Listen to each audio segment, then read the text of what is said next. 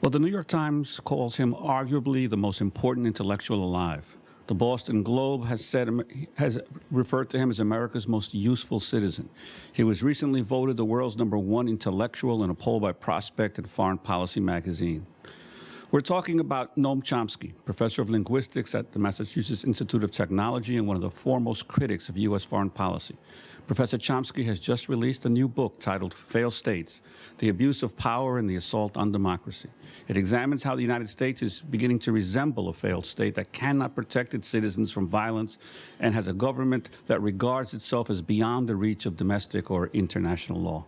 In the book, Professor Chomsky presents a series of solutions to help rescue the nation from turning into a failed state. They include accept the jurisdiction of the International Criminal Court and the World Court, sign the Kyoto Protocols on global warming, let the United Nations take the lead in international crises, rely on diplomatic and economic measures rather than military ones in confronting terror, and sharply reduce military spending and sharply increase social spending. In this first broadcast interview upon publication of his book, Professor Noam Chomsky joins us today from Boston for the hour. We welcome you to Democracy Now! Noam. Glad to be with you again. It's good to have you with us. Failed states, what do you mean? Well, over the years, there have been a series of concepts developed to justify the use of force in international affairs. For a long period, it was possible to justify it on the pretext, which usually turned out to have very little substance, that the U.S. was defending itself against the communist menace. By the 1980s, that was wearing pretty thin. The Reagan administration concocted a new category, terrorist states. They declared a war on terror as soon as they entered office in the early 80s, 1981.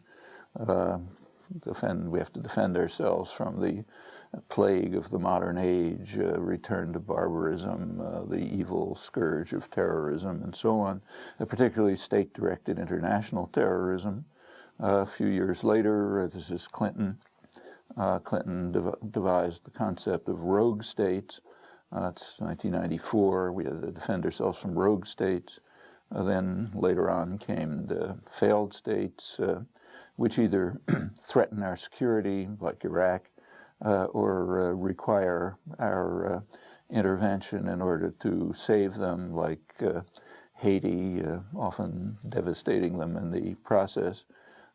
In each case, the terms have been pretty hard to sustain because it's been difficult to overlook the fact that under any, even the most conservative characterization of these notions, let's say U.S. law, the United States fits fairly well into the category, as has often been recognized.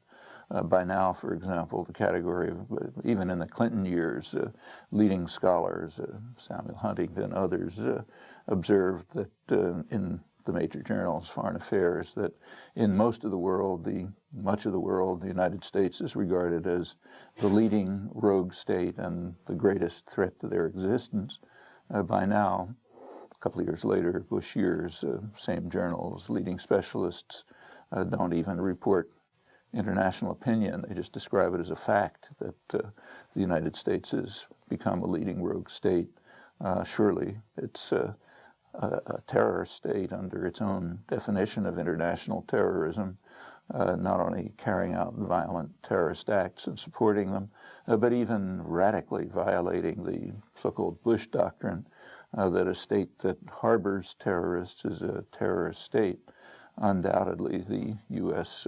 Harbors leading international terrorists, people described by the FBI and the Justice Department as leading terrorists, like Orlando Bosch, now Posada, Carriles, not to speak of those who actually implement state terrorism. And I think the same is true of the category failed states.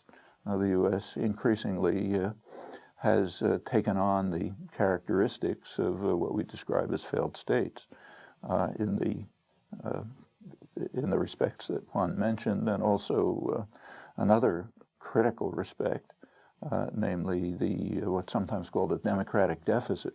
That is, substantial gap between public policy and public opinion. So those suggestions that you just read off, Amy, those are actually not mine. Those are pretty conservative suggestions. They are the opinion of the majority of the American population, in fact, an overwhelming majority. To propose those suggestions is to simply take democracy seriously. It's interesting that on these examples that you read and many others, there is an enormous gap between public policy and public opinion.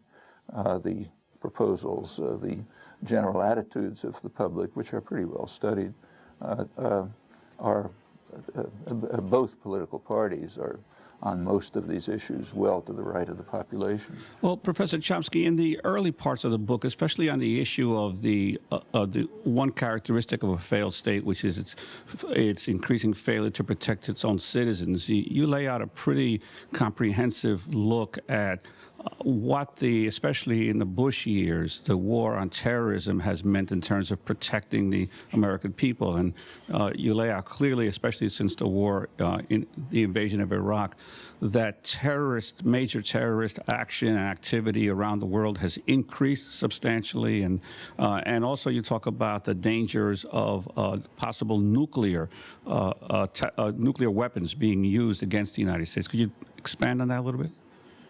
Well, there has been a very serious threat of nuclear war. It's not, unfortunately, it's not much discussed among the public, but if you look at the literature of strategic analysts and so on, they're extremely concerned. And they describe, particularly Bush administration, aggressive militarism as carrying an appreciable risk of ultimate doom to, quote, one apocalypse soon, quote, Robert McNamara and many others. And there's good reasons for it, I mean, which could explain, and they explain. That's been expanded by the Bush administration consciously, not because they want nuclear war, but just not a high priority. So the rapid expansion of offensive U.S. military capacity, including the militarization of space, which is the U.S. has pursued alone. The world has been trying very hard to block it. 95% of the expenditures now are from the U.S. and they're expanding. All of these measures bring about a completely predictable reaction on the part of the likely targets. They don't say, you know, thank you, here are our throats, please cut them. They react in the ways that they can. For some, it will mean responding with the threat or maybe use of terror. For others, more powerful ones, it's going to mean sharply increasing their own offensive military capacity. So Russian military expenditures have sharply increased in response to Bush programs. Chinese expansion of offensive military capacity is also beginning to increase for the same reasons. All of that threatens, raises the already severe threat of just accidental nuclear war. These systems are on computer-controlled alert. We know that our own systems have many errors which are stopped by human intervention. Their systems are far less secure. The Russian case deteriorated. These moves all sharply enhance the threat of nuclear war. That's serious nuclear war that I'm talking about. There's also the threat of dirty bombs, small nuclear explosions. Small means not so small, but in comparison with a major attack, which would pretty much exterminate civilized life. The U.S. Intelligence community regards the threat of a dirty bomb, say in New York, in the next decade as being probably greater than 50%. And those threats increase as the threat of terror increases. And Bush administration policies have, again, consciously been carried out in a way which they know is likely to increase the threat of terror. The most obvious example is the Iraq invasion. That was undertaken with the anticipation that it would be very likely to increase the threat of terror and also nuclear proliferation. And in fact, that's exactly what happened, according to the judgment of the CIA, National Intelligence Council, foreign intelligence agencies, independent specialists. They all point out that, yes, as anticipated, it increased the threat of terror. In fact, it did so in ways well beyond what was anticipated. To mention just one, we commonly read that there were no weapons of mass destruction found in Iraq. Well, it's not totally accurate. There were means to develop weapons of mass destruction in Iraq and known to be in Iraq. They were under guard by UN inspectors who were dismantling them. When Rumsfeld, Wolfowitz, and the rest sent in their troops, they neglected to instruct them to guard these sites. The UN inspectors were expelled, the sites were left unguarded. The inspectors continued their work by satellite and reported that over 100 sites had been looted, in fact systematically looted, not just somebody walking in, but careful looting. That included dangerous biotoxins, means to the high precision equipment can be used to develop nuclear weapons and missiles, means to develop chemical weapons and so on. All of this has disappeared. One hates to imagine where it's disappeared to, but it could end up in New York. We're talking to Noam Chomsky, and we're going to come back with him. His new book, just published, is called Failed States, the Abuse of Power and the Assault on Democracy. We'll be back with Professor Chomsky in a minute.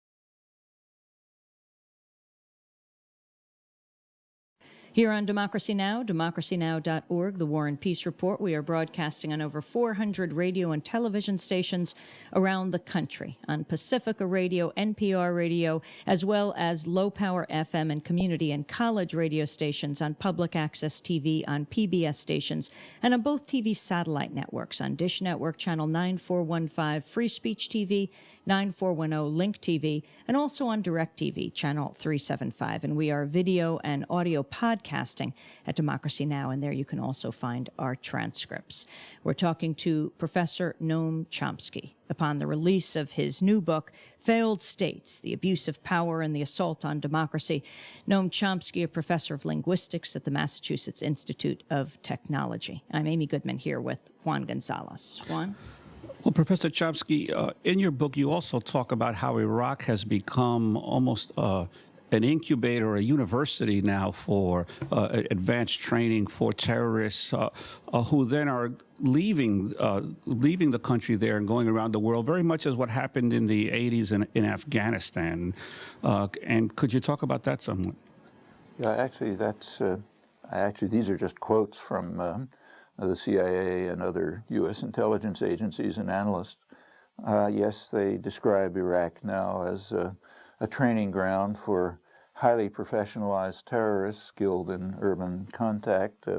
They do compare it to Afghanistan, but say that it's much more serious because of the high level of training and skill.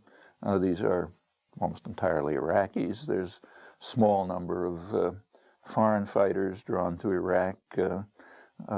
Estimates are maybe 5 to 10%. And they are, as in the case of Afghanistan, are expected to spread throughout many parts of the world and to carry out the kinds of terrorism that they're trained in as a reaction to, clearly a reaction to the invasion. Iraq was, whatever you thought about it, it was free from connections to terror prior to the invasion. It's now a major terror center. It's not, as President Bush says, that terrorists are being concentrated in Iraq so that we can kill them. These are terrorists who had no previous record of involvement in terrorism. The foreign fighters who have come in, mostly from Saudi Arabia, have been investigated extensively by Saudi and Israeli and U.S. intelligence. And what they conclude is that they were mobilized by the Iraq War. They had no involvement in terrorist actions in the past. And undoubtedly, just as expected, the Iraq War has raised enormous hostility throughout much of the world, and particularly the Muslim world. It was probably the most unpopular war in history, and even before it was fought, virtually no support for it anywhere, except the U.S. and Britain, a couple other places. Since the war itself was perhaps one of the most incredible military catastrophes in history, has caused utter disaster in Iraq, and all of that has simply intensified the strong opposition to the war of the kind that you heard from that Indonesian student a few moments ago. But that's widespread, and that increases the reservoir of potential support for terrorists who regard themselves as a vanguard, attempting to elicit support from others, bring others to join with them. And the Bush administration is their leading ally in this. Again, not my words, the words of the leading U.S. specialists on terror. It's Michael Scheuer in this case. And definitely that's happened. And it's not the only case. I mean, in case after case, the Bush administration has simply downgraded the threat of terror. One example is the report of the 9/11 Commission. Here in the United States, the Bush administration didn't want the commission to be formed, tried to block it, but it was finally formed. Bipartisan commission, gave many recommendations. The recommendations, to a large extent, were not carried out. The commission members, including the chair, were appalled by this, set up their own private commission after their own tenure was completed, and continue to report that the measures are simply not being carried out. There are many other examples. One of the most striking is the Treasury Department has a branch, the Office of Financial Assets Control, which is supposed to monitor suspicious funding transfers around the world. Well, that's a core element of the so-called war on terror. They've given the reports to Congress. It turns out that they have a few officials devoted to Al-Qaeda and Saddam Hussein, but about, I think it was 6 times that many devoted to whether there are any evasions of the totally illegal U.S. embargo against Cuba. There was an instance of that just a few months ago when the U.S. Infuriated even energy corporations by ordering a Sheraton hotel in Mexico City to cancel a meeting between Cuban oil specialists and U.S. oil companies, including some big ones, seeking to explore the development of offshore Cuban oil resources. The government ordered, the OFAC ordered the hotel, the U.S. hotel, to expel the Cubans and terminate the meeting. Mexico wasn't terribly happy about this. It's an extraordinary arrogance, but it also reveals the hysterical fanaticism of the goal of strangling Cuba. And we know why. It's a free country. We have records going from way back and a rich source of them. Go back to the Kennedy-Johnson administrations. They had to carry out a terrorist war against Cuba, as they did, and try to strangle Cuba economically because of Cuba's, what they called Cuba's successful defiance of U.S. policies going back to the Monroe Doctrine. No Russians, but the Monroe Doctrine, 150 years back at that time. And the goal was, as was put very plainly by the Eisenhower and Kennedy administrations, to make the people of Cuba suffer. They are responsible for the fact that the government is in place. We therefore have to make them suffer and starve so that they'll throw out the government. That's a policy which is pretty consistent. It's being applied right now in Palestine. It was applied under the Iraqi sanctions, applied in Chile, and so on.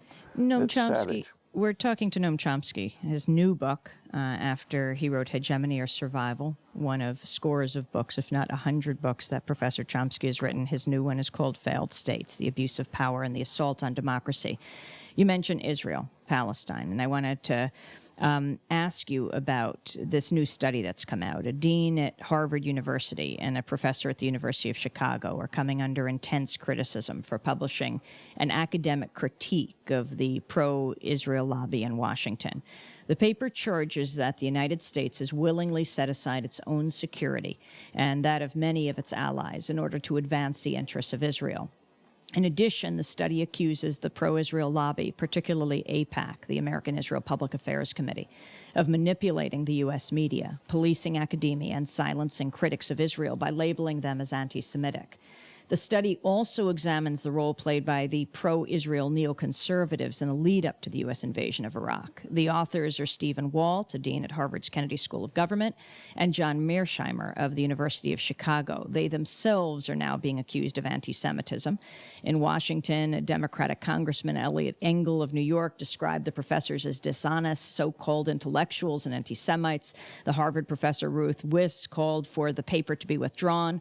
Harvard Law School professor Alan Dershowitz described the study as trash that could have been written by neo-Nazi David Duke. The New York Sun reported Harvard has received several calls from pro-Israel donors expressing concern about the paper, and Harvard has already taken steps to distance itself from the report. Last week, it removed the logo of the Kennedy School of Government from the paper and added a new disclaimer to the study. The report's 81 pages. It was originally published on Harvard's website, and an edited version appeared in the London Review of Books. The controversy comes less than a year after Harvard law professor Alan Dershowitz attempted to block the publication of Norman Finkelstein's book, Beyond Chutzpah, on the misuse of anti-Semitism and the abuse of history. Now, this goes into a lot of issues. The content of the study, what you think of it, the response to it, and also the whole critique. In this country, what happens to those who criticize the policies of the State of Israel? Noam Chomsky. Well, the answer to your last question is well described in Norman Finkelstein's quite outstanding book, and also in the record of Dershowitz's attempts to prevent its publication. Some of the documents were just published in the Journal of Palestine Studies. Finkelstein's book gives an extensive, detailed account, the best one we have, of a frightening record of Israeli crimes and abuses. He relies on the most respectable and sources, the major human rights organizations, Israeli human rights organizations, and others, and demonstrates just conclusively that Alan Dershowitz's defense of these atrocities, based on no evidence at all, is outrageous and grotesque. Nevertheless, Finkelstein comes under tremendous attack for being anti-Semitic and so on. That's pretty normal. It goes back, I suppose, to the distinguished diplomat Abba Eban, must be 30 years ago, wrote in an American Jewish journal that the task of Zionists, he said, is to show that all what he called anti-Zionism, that means criticism of the policies of the State of Israel, is either anti-Semitism or Jewish self-hatred. Well, okay, that excludes all possible criticism by definition. As examples of neurotic Jewish self-hatred, I should declare an interest. He mentioned two people. I was one. The other was Izzy Stone. Once you release the torrent of abuse, you don't need arguments and evidence. You can just scream. And Professors Walt and Mearsheimer deserve credit for publishing a study which they knew was going to elicit the usual streams of abuse and hysteria from supporters of Israeli crimes and violence. However, we should recognize that this is pretty uniform. Try to say a sane and uncontroversial word about any other issue dear to the hearts of the intellectual elite that they've turned into holy writ. You get the same reaction. And there's no lobby, which does raise one of a few minor points that raises questions about the validity of the critique. It's a serious, careful piece of work, deserves to be read. They deserve credit for writing it, but that still leaves open the question of how valid the analysis is. Now, notice that there's a pretty subtle question involved. Everyone agrees on all sides that there are a number of factors that enter into determining U.S. foreign policy. One is strategic and economic interests of the major power centers within the United States. In the case of the Middle East, that means the energy corporations, arms producers, high-tech industry, financial institutions, and others. Now, these are not marginal institutions, particularly in the Bush administration. So one question is, to what extent does policy reflect their interests?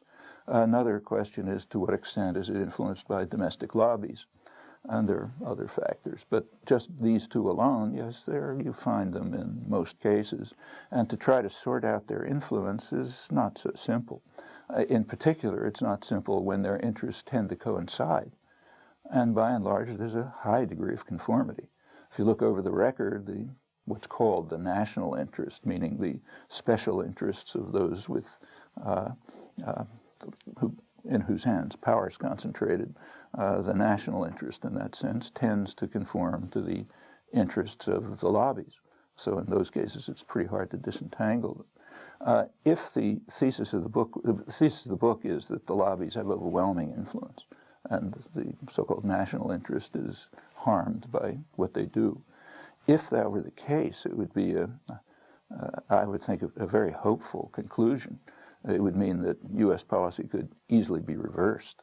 It would simply be necessary to explain to the major centers of power, like the energy corporations, high-tech industry and arms producers and so on, just explain to them that that their interests are being harmed by this small lobby that screams anti-Semitism and funds congressmen and so on.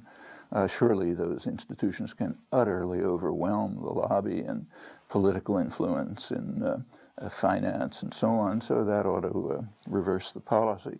Well, it doesn't happen. And there are a number of reasons for it. For one thing, there's an underlying assumption that the so-called national interest has been harmed by these policies. Well, you really have to demonstrate that. So who's been harmed? Have the energy corporations been harmed by U.S. policy in the Middle East over the last 60 years? I mean, they're making profits beyond the dream of avarice, as the main government investigation of them reported. Even more today, that was a couple of years ago. Has the U.S., the main concern of the U.S. has been to control what the State Department 60 years ago called the stupendous source of strategic power in Middle East oil. Yeah, they've controlled it.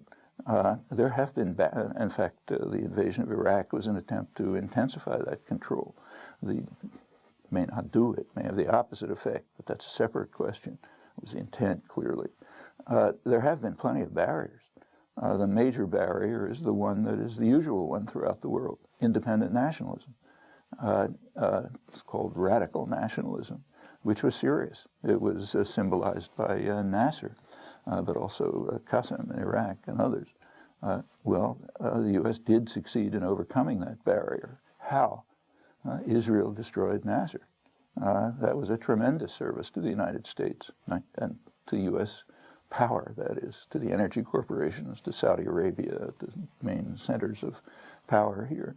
And in fact, that was 1967, and it was after that victory that the U.S.-Israeli relations really solidified, became what's called a strategic asset. It's also then that the lobby gained its force. It's also then, incidentally, that the educated classes, the intellectual, political class, entered into an astonishing love affair with Israel after its demonstration of tremendous power against a third world enemy. And in fact, that's a very critical component of what's called the lobby. Walt and Mearsheimer mention it, but I think it should be emphasized. And they're very influential. They determine certainly influence the shaping of news and information in journals, media, even scholarship, and so on. My own feeling is they're probably the most influential part of the lobby. By now, we sort of have to ask, what's the difference between the lobby and the power centers of the country? But the barriers were overcome. Israel's performed many other services to the United States, can't run through the record. It's also performed secondary services. So in the 1980s, particularly, Congress was imposing barriers to the Reagan administration's support for and carrying out major terrorist atrocities in Central America. Israel helped evade congressional restrictions by carrying out training and so on itself. The Congress blocked U.S. trade with South Africa. Israel helped evade the embargo to both the racist regimes of Southern Africa, and there have been many other cases. By now, Israel is virtually an offshore U.S. military base and high-tech center in the Middle East. Noam Chomsky. We have to break for stations to identify themselves, but we'll come back. Professor Noam Chomsky is our guest for the hour. His latest book has just been published, and it's called Failed States, The Abuse of Power and the Assault on Democracy. Back in 60 seconds.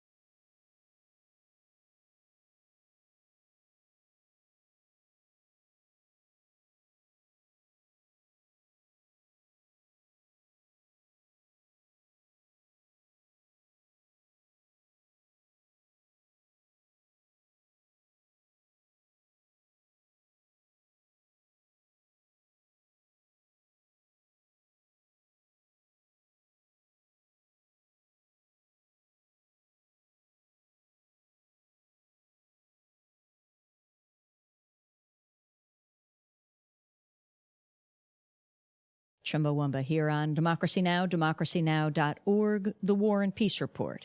Our guest today is Professor Noam Chomsky. His new book is Failed States, The Abuse of Power and the Assault on Democracy. Noam Chomsky, longtime professor at Massachusetts Institute of Technology, world-renowned linguist, and a political analyst.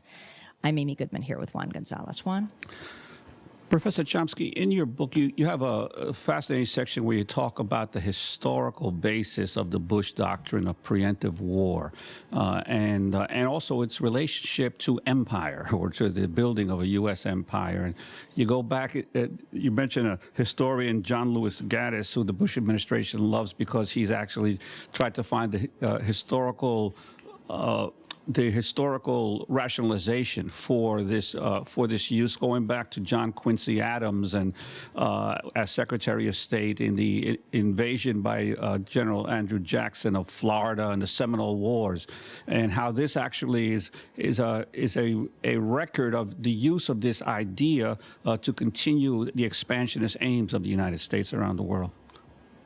Yeah, that's a very interesting case, actually. John Lewis Gaddis is not only the favorite historian of the Reagan administration, but he's regarded as the dean of Cold War scholarship, the leading figure in the American Cold War scholarship, professor at Yale. And he wrote the one, so far, book-length investigation into the roots of the Bush doctrine, which he generally approves, the usual qualifications about style and so on. He traces it back, as you say, to his hero, the great grand strategist John Quincy Adams, who wrote a series of famous state papers back in 1818 in which he gave post facto justification to Andrew Jackson's invasion of Florida. And it's rather interesting. Gaddis is a good historian. He knows the sources, cites all the right sources, but he doesn't tell you what they say. So what I did in the book is just add what they say, what he omitted. Well, what they describe is a shocking record of atrocities and crimes carried out against what were called runaway Negroes and lawless Indians. Devastated the Seminoles. There was another major Seminole war later, either exterminated them or drove them into the marshes. Completely unprovoked. There were fabricated pretexts. Gaddis talks about the threat of England. There was no threat from England. England didn't do a thing. In fact, even Adams didn't claim that. But it was what Gaddis calls, it established what Gaddis calls the thesis that expansion is the best guarantee of security. So you want to be secure, just expand, conquer more, then you'll be secure. And he says, yes, that goes right through all American administrations. He's correct about that, and is the centerpiece of the Bush doctrine. So he says the Bush doctrine isn't all that new. Yeah, expansion is the key to security. So we just expand, and then we become more secure. Well, you know, he doesn't mention the obvious precedents that come to mind, so I'll leave them out, but you can think of them. And there's some truth to that, except for what he ignores, and in fact denies, namely the huge atrocities that are recorded in the very sources, scholarly sources that he cites, which also point out that Adams, by giving this justification for Jackson's war, he was alone in the administration to do it, but he managed to convince the president. He established the doctrine of executive wars without congressional authorization in violation of the Constitution. Adams later recognized that and was sorry for it, and, very sorry, but that established it, and yes, that's been consistent ever since then. Executive wars without congressional authorization. We know of case after case. It doesn't seem to bother the so-called originalists who talk about original intent, put that aside. He also, the scholarship that Gaddis cites but doesn't quote, also points out that Adams established other principles that are consistent from then until now, namely massive lying to the public, distortion, evoking hysterical fears, all kinds of deceitful efforts to mobilize the population in support of atrocities. And yes, that continues right up to the present as well. So there's a very interesting historical record. What it shows is almost the opposite of what Gaddis claims and what the Bush administration, I think I said Reagan, the Bush administration likes.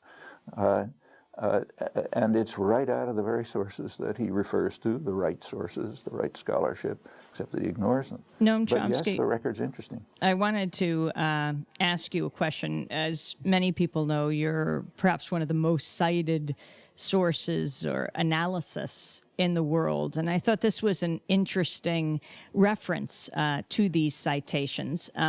This was earlier this month program, Tim Russert, Meet the Press, questioning the head of the Joint Chiefs of Staff, General Peter Pace.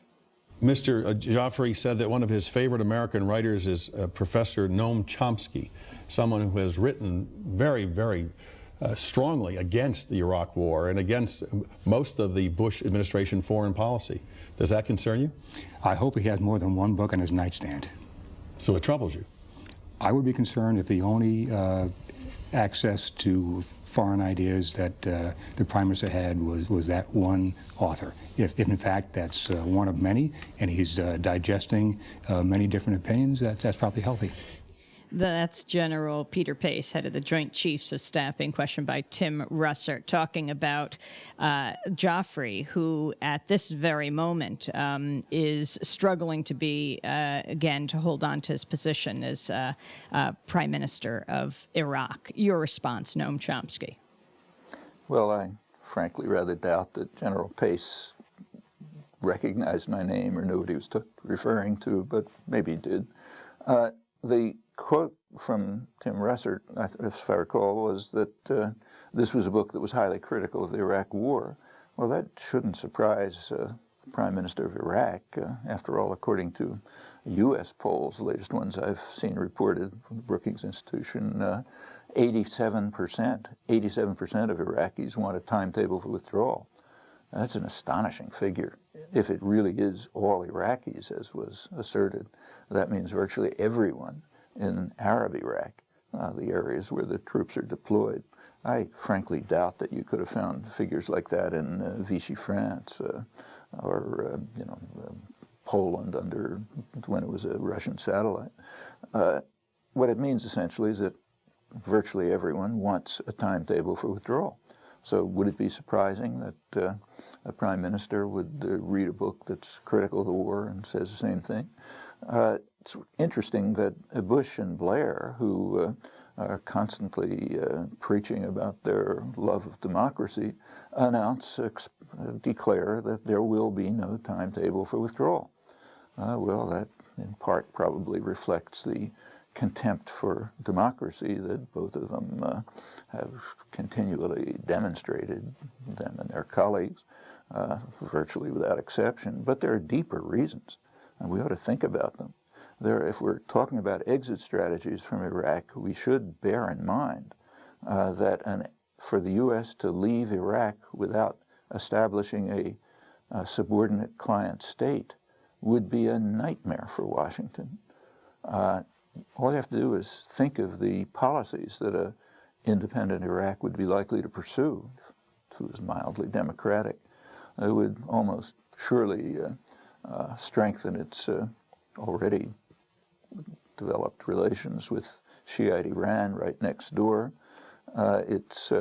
Any degree of Iraqi autonomy stimulates autonomy pressures across the border in Saudi Arabia, where there's a substantial Shiite population, has been bitterly repressed by the U.S.-backed tyranny, but is now calling for more autonomy.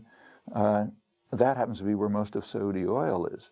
So what you can imagine, I'm sure Washington planners are having nightmares about this, is a potential, pardon?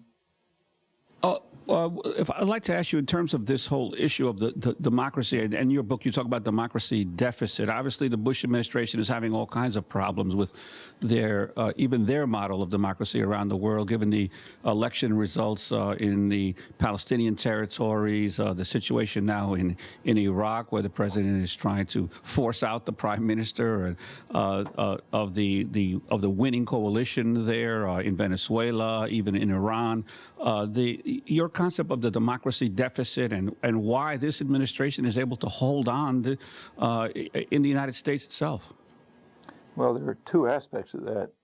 One is the democracy deficit internal to the United States. That is the enormous and growing gap between public opinion and public policy. Second is their so-called democracy promotion mission elsewhere in the world. The latter is just pure fraud. The only evidence that they're interested in promoting democracy is that they say so. The evidence against it is just overwhelming, including the cases you mentioned and many others. I mean, the very fact that people are even willing to talk about this shows that we're kind of insisting on being North Koreans. If the dear leader has spoken, that establishes the truth. It doesn't matter what the facts are. Go into that in some detail in the book. The democracy deficit at home is another matter. They have an extremely narrow hold on political power. Their policies are strongly opposed by most of the population. How do they carry this off? Well, that's been through an intriguing mixture of deceit, lying, fabrication, public relations. There's actually a pretty good study of it by two good political scientists, Hacker and Pearson, who just run through the tactics and how it works.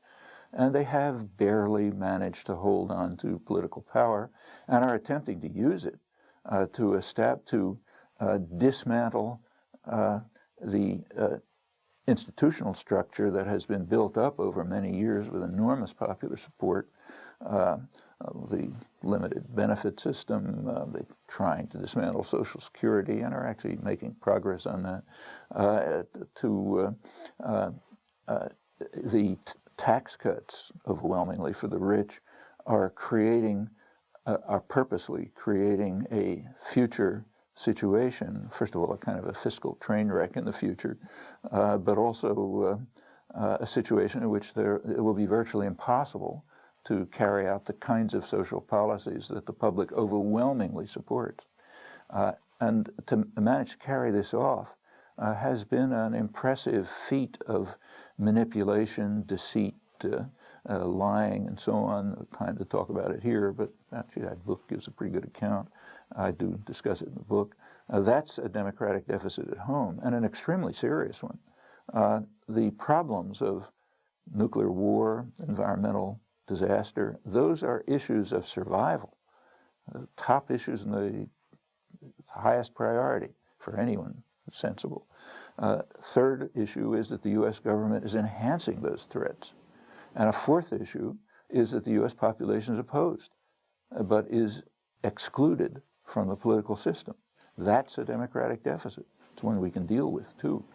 Noam Chomsky, we're going to have to leave it there for now, but part 2 of our interview will air next week. Professor Noam Chomsky's new book, just published, is called Failed States, the Abuse of Power and the Assault on Democracy. As we turn to part 2 of our interview with Noam Chomsky, the world-renowned linguist and political analyst who's just come out with a new book. It's called Failed States, the Abuse of Power and the Assault on Democracy. In his first broadcast interview upon the book's publication, Chomsky spoke to us from our Boston studio on Friday. With public opposition to the Bush administration's policies at record highs, I asked Professor Chomsky to talk about how it is that so much discontent with the government has not translated into larger political mobilization. First of all, on the fact that advertising is designed to undermine free markets, that everybody knows, anyone who's ever looked at a television ad.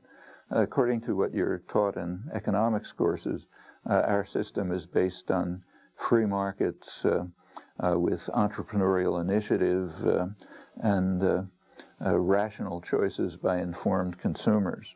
Well, the reality is radically different.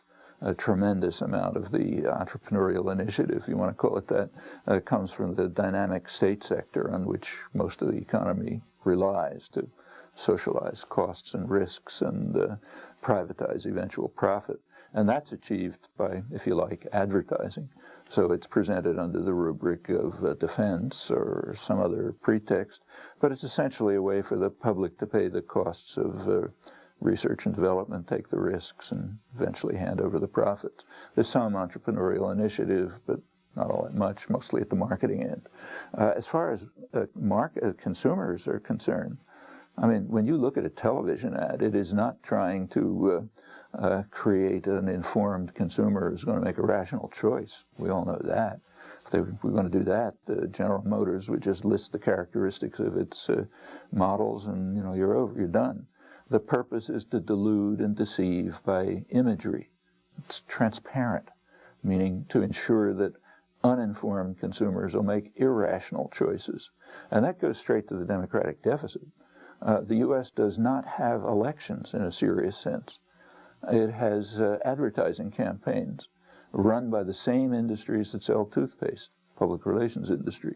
When they're selling candidates, They don't provide you with information about them any more than they do about lifestyle drugs or cars. What they do is create imagery to delude and deceive. That's what's called an electoral campaign. The result is that people are just unaware of the stands of the candidates on issues. So to take one critical example, take, say, the Kyoto Protocols. I mean, they're not the be-all and end-all, but environmental catastrophe is a serious matter. The public is strongly in favor of the Kyoto Protocols, so strongly in favor that a majority of Bush voters thought that he was in favor of it.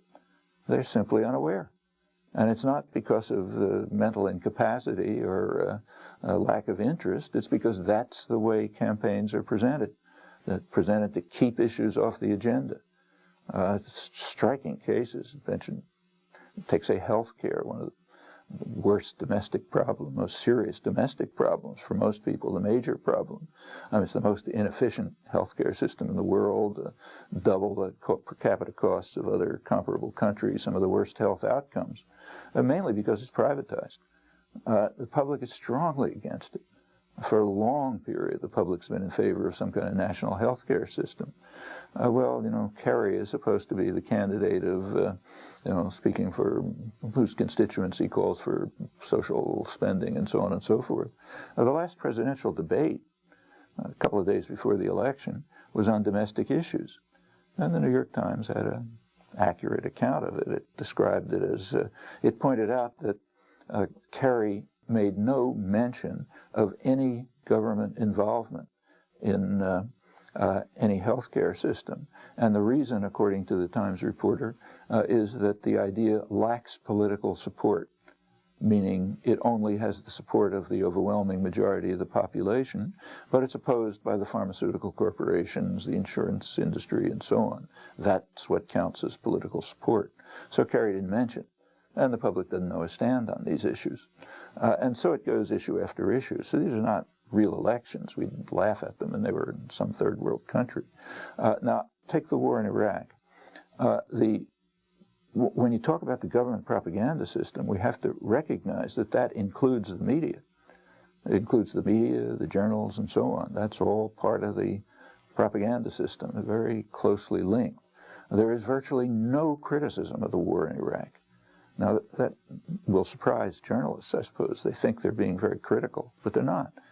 The kinds of criticism of the war in Iraq that are allowed in the doctrinal system, media, and so on, are the kind of criticisms that you heard about, say, in the German general staff after Stalingrad. And it's not working, it's costing too much, we made a mistake, we should get a different general, something like that. In fact, it's about at the level of a high school newspaper cheering the local football team. You don't ask, should they win? You ask, how are we doing? You know, did the coach make a mistake? Should we try something else? That's called criticism. But there's a critical question. What right does the U.S. have to invade another country? In gross violation of international law, understanding that it's probably going to increase the threat of terror and nuclear proliferation, but just, you know, it's supreme international crime, in the words of the Nuremberg Tribunal, for which German leaders were hanged. You know, the issue isn't how they're going to win. It's what are they doing there in the first place? Do you believe Noam Chomsky an immediate withdrawal, that the troops should withdraw immediately? I think we should. There's a certain principle that we should adhere to. The principle is that invading armies have no rights whatsoever. They have responsibilities. The prime responsibility is to heed the will of the victims and to pay massive reparations to the victims for the crimes they've committed. In this case, the crimes go back through the sanctions, which were a monstrous crime, through the support for Saddam Hussein, right through his worst atrocities, but particularly those of the invasion. Those are the two responsibilities of a occupying army. Well, you know, the population has made it pretty clear. Even U.S. and British polls make that clear. Overwhelming majorities want the U.S. to set a timetable of withdrawal and adhere to it. Britain and the United States refuse. Reparations we can't even talk about. That's so far from consciousness in the doctrinal system. Well, I think that answers the question. It doesn't really matter what I think. What matters is what Iraqis think, and I think we know that pretty well. The reason the U.S. and Britain aren't withdrawing are those I mentioned. You know, the consequences of independence for Iraq would be an ultimate nightmare for them, and they're going to try to do anything they can to prevent Iraqi democracy, as they've been trying in the past. And the argument that they will just descend into civil war and that the sectarian violence will increase, and the U.S. went in and now has a responsibility not to leave a mess. Yeah, I mean, the Germans could have given the same argument in occupied Europe, the Russians in the satellites, the Japanese in Asia, and so on. Yeah, they could have all given the same argument. Well, we went in, now we have a responsibility to ensure that terrible things don't happen, and so on. And the argument had some validity. So when the Germans were driven out of France, let's say, yeah, there were thousands, maybe tens of thousands of people killed as collaborators, and in Asia even more so. But is that an argument for them? No, it's none of their business. We don't know what will happen. And it's not our decision to make. It's the decision of the victims to make, not our decision. Occupying armies have no right to make the decision. We could have an academic seminar about it in which we could discuss the likely consequences. But the point is, it's not for us to say. Well, until that enters into discussion, and the critical issues of the war, like what right do we have to invade in the first place, enter into discussion, the media and the journals and so on are simply part of the government propaganda system. As I say, like a high school newspaper, or like Pravda during the Afghanistan war. And what of the role of the American people in this process? Clearly, it seems to me that so much of the anti-war sentiment so quickly gets channeled into one or another political candidates, rather than into continuing to build a mass movement that, regardless of the political folks in office, will move to extricate the United States from this invasion. Yeah, you're absolutely right. But that's our problem. I mean, you cannot expect power centers, whether in the government or in the economic system or in the media, which are all closely linked. I mean, they're not going to try to stimulate popular movements that will be critical of power and try to erode power. In fact, their task is the opposite. So yes, this has to be done by popular movements. I mean, that's the way every constructive change has taken place in the past. I mean, you know, how did we get civil rights to the extent that they exist, minority rights, women's rights, the benefit system that does exist, and so on. I mean, these things aren't gifts from above. They're won from below. And it's going to be the same on this. Yeah. I was going to say, as you talk about popular movements, right now we're in the midst of a kind of groundswell that certainly the U.S. English-speaking media has not dealt with before, and that is this massive level of grassroots protests against immigration policy in this country. Some of not just the largest protests on immigration, but some of the largest protests in the history of this country are taking place, with upwards of 1 million people protesting in the streets of Los Angeles, tens of thousands in Atlanta, in Arizona, the biggest protest perhaps in the history of Chicago. What about this? The walkout of 40,000 high school students? Well, these protests did have an effect.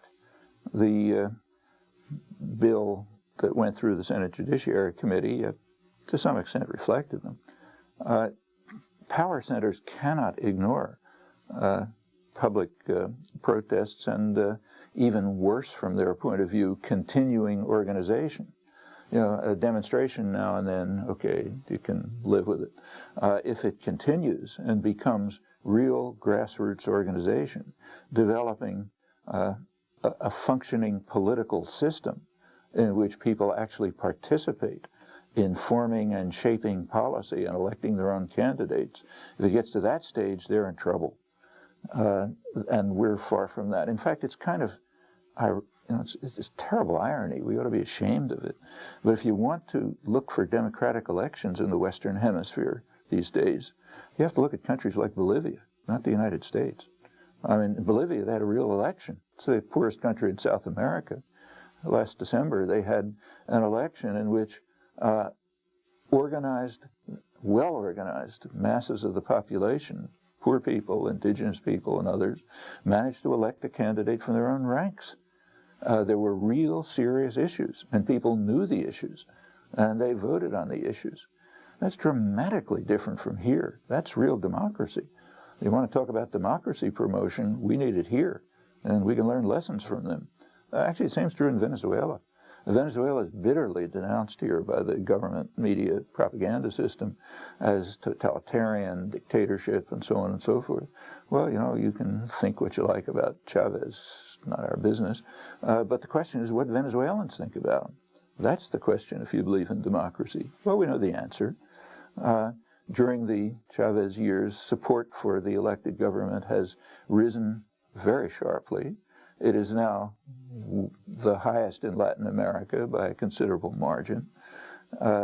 He's managed to win poll after election and referendum after election, one after another, about half a dozen, despite intense media opposition of a kind that you can't imagine here, and subversion by the U.S., by the superpower. And after all, the U.S. supported a military coup to try to overthrow him, had to back down, partly because it was quickly reversed by popular action, but partly because of a swell of protest throughout Latin America, where they just don't have the same contempt for democracy as the leadership and the media do here, and don't like the idea of democratically elected governments being overthrown by the military. Since then, the U.S. has been dedicated subversion.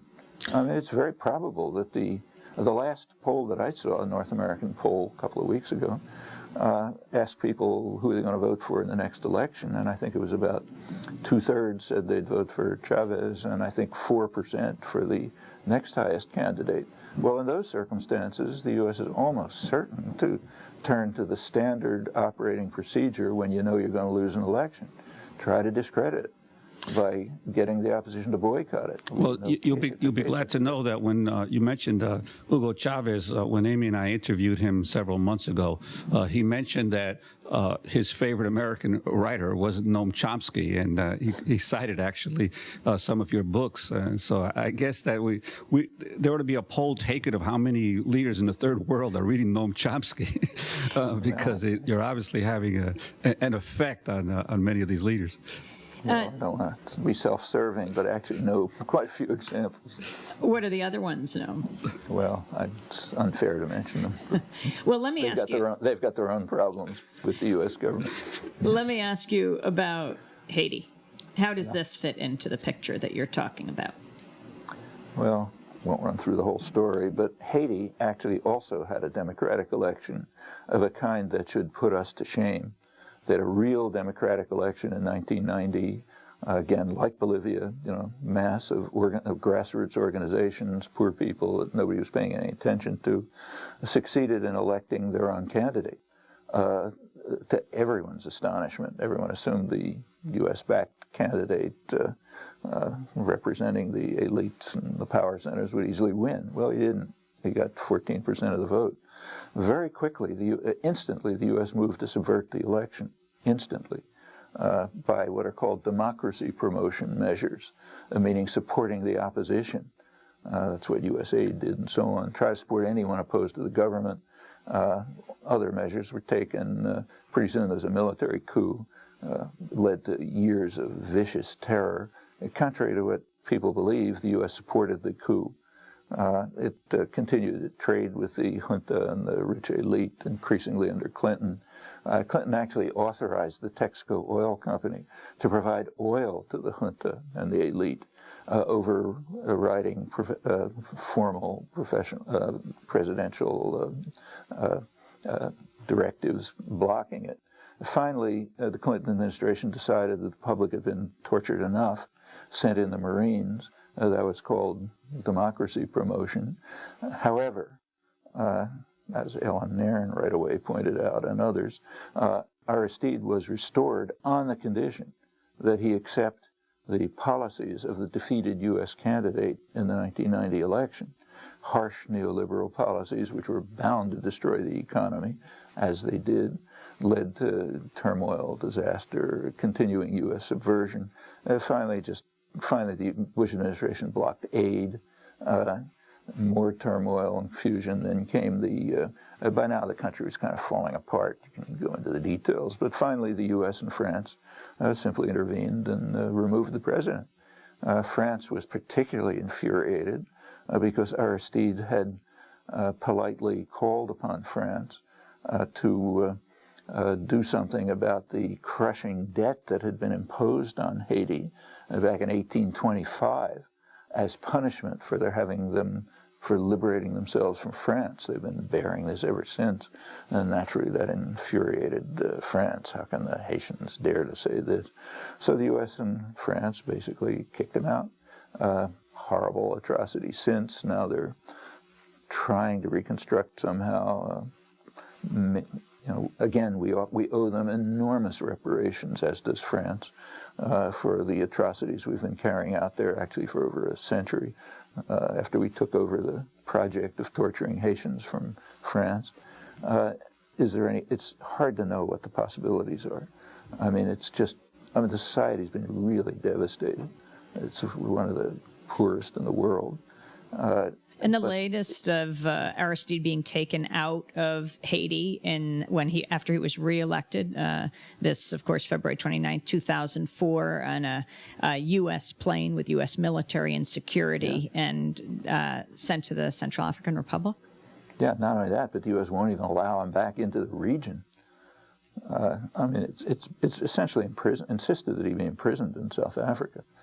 There was tremendous protest by the Caribbean countries over this. The candidate who won the election is the one who was closest to him. Probably if he'd been running, he would have won, but the U.S. would never allow that. And as I say, won't even allow him into the region.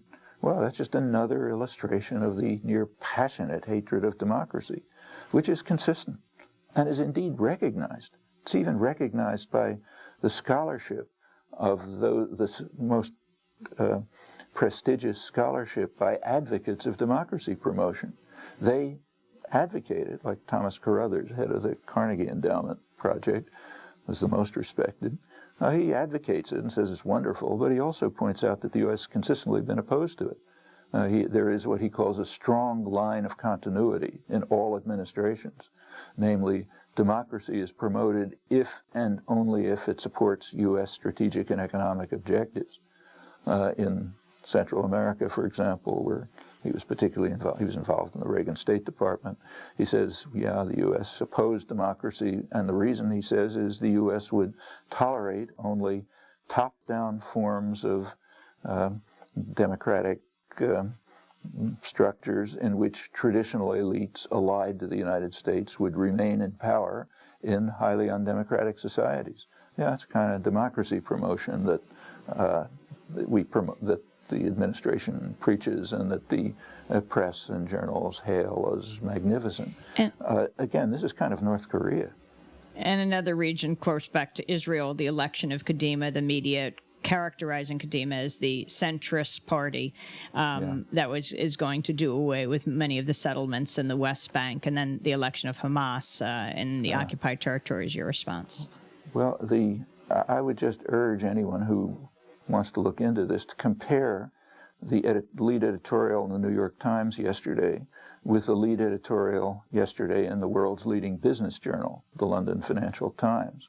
They're diametrically opposed. The New York Times says, it's wonderful, Israelis agreed to withdraw from the West Bank.